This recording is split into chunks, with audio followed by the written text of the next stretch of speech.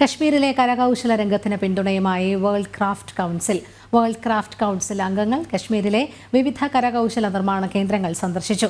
നേരത്തെ world craft council ശ്രീനഗറിന് world craft നഗര പദവി നൽകിയിരുന്നു. വേൾഡ് ക്രാഫ്റ്റ് കൗൺസിലിന്റെ 60ാം വാർഷികത്തോടനുബന്ധിച്ച് നടക്കുന്ന പരിപാടികളുടെ ഭാഗമായാണ് അംഗങ്ങൾ കാശ്മീരിലെത്തിയത്.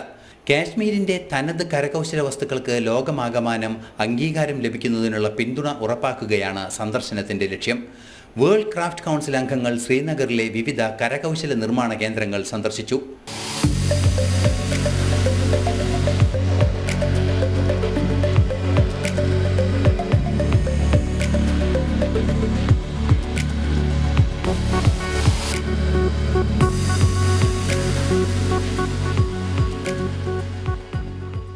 ശ്രീനഗറിനെ ലോക കരകൗശല നഗരമായി വേൾഡ് ക്രാഫ്റ്റ് കൗൺസിൽ തെരഞ്ഞെടുത്തിരുന്നു.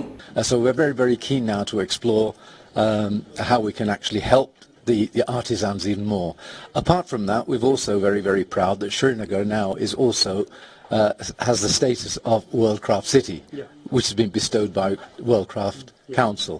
So that's part of the purpose. And now we're also wanting to have an opportunity to face meet some of the artisans, the production houses and so on, the difficulties that they may be facing and so on. So we want to identify and how we could be in a position to help.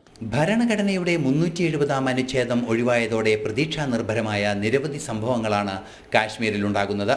Kashmiri കൈത്തറി ഉൾപ്പെടെയുള്ള തനതിനങ്ങൾക്ക് ലോകം മുഴുവൻ പ്രചാരം നൽകുകയാണ് WCCയുടെ സന്ദർശനോദ്ദേശ്യം. National desk, ജനം.